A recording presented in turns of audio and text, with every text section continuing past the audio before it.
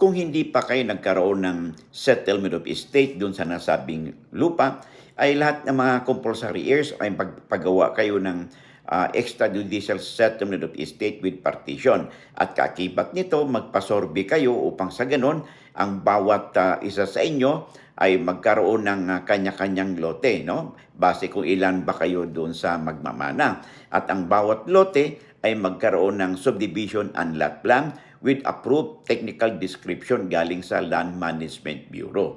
Ngayon, pag mayroon na kayo nito, okay, at assuming na bayad na ang mga kakibat na taxes sa BIR, ay tsak na mabibigyan kayo ng ICAR o Certificate Authorizing Registration. Upang sa ganun, ipresenta ninyo ito sa Register of Deeds kasama na yung subdivision and lot plan upang sa ganun, mabigyan ng kanya-kanyang titulo ang bawat isa sa inyo. Lamang na kayo pag may alam sa